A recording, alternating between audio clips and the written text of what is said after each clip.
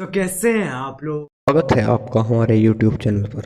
तो आज हम ब्रह्मोस के बारे में पूरी जानकारी प्राप्त करेंगे। भारत की ब्रह्मपुत्र नदी से ब्रह्म और रूस की मोस्कवा नदी से मोस शब्द को लेकर ब्रह्मोस शब्द का निर्माण किया गया। वर्ष 1999 में जब भारत और पाकिस्तान के बीच कारगिल का युद्ध चल रहा था, तो पाकिस्तानी सैनिक ऊपर पहाड़ी के पीछे से गोलीबारी कर रहे थे। तो ये समझ में नहीं आ रहा था कि गोली किधर से आ रही है। तो जब एक ऐसी मिसाइल की ज़रूरत पड़ी जो ज़रूरत के हिसाब से अपना रास्ता मोड़ सके, तो वर्ष 1999 में भारत और रूस के बीच इसकी आधारशिला रखी गई। भारत की ब्रह्मपुत्र नदी से ब्रह्म तथा रूस की मोस्कवा नदी से मोस शब्द लिया गया और ब्रह्मोस मिसाइल बनाई गई। 2001 में पहला टेस्ट हुआ और 2006 में भारतीय सेना में शामिल कर लिया गया। इसके बाद इसके कई वर्जन आए और इसे और घातक बनाया गया। इस मिसाइल की अनेक खासियतें हैं। यह दुनिया की सबसे घातक तथा सबसे तेज़ क्रूज मिसाइल है।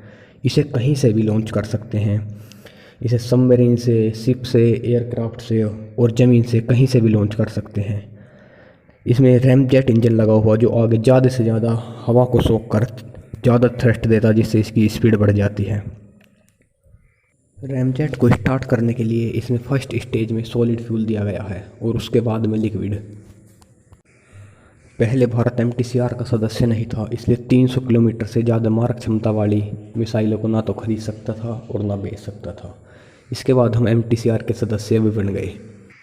MTCR का सदस्य बनने के बाद भारत ने पहले 650 किलोमीटर की मारक क्षमता वाली मिसाइल तैयार की और अब 800 किलोमीटर की मारक क्षमता वाली मिसाइल पर काम कर रहा है। भारत के पास जो ब्रह्मोस पुरानी ब्रह्मोस थी, जिसकी मारक क्षमता 290 किलोमीटर थी, उसका एक्सपोर्ट कर दिया दूसरे देशों को। इसकी एक्यूरेसी का अंदाज़ा आप इस बात से लगा सकते हैं कि अगर यह मिसाइल 650 किलोमीटर दूर से दागी जाए तो 1 मीटर ही इधर उधर होगी, इससे ज़्यादा भी नहीं होगी। इसे कहीं से भी लॉन्च किया जा सकता है, जैसे पानी के जहाज, हेलीकॉप्टर, सबमरीन, लैंड, कहीं से भी लॉन्च किया जा सकता है।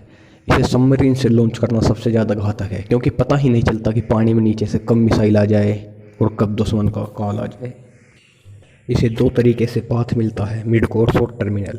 जब यह टारगेट के करीब तक पहुंचती है तो उसे सीधी जाती है, तो उसे मिड कोर्स कहते हैं, जब तक इसे राडार से रास्ता मिलता है।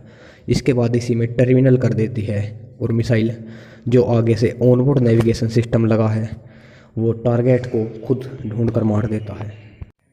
इसमें विंग्स लगे होते हैं जो ज़रूरत के हिसाब से अपनी दिशा भी चेंज कर लेते हैं। जो इसमें आगे ऑनबोर्ड नेविगेशन सिस्टम लगा है, इसे रास्ता दिखाता है और ये टारगेट के पास अपने आप खुद पहुंच जाती है और उसे तबाह कर देती है। चीन को इससे बहुत ज़्यादा खतरा है, क्योंकि भारत और चीन के बीच जो पहाड़ हैं वो लगभग 80 डिग्री पर ही मुड़े हुए हैं।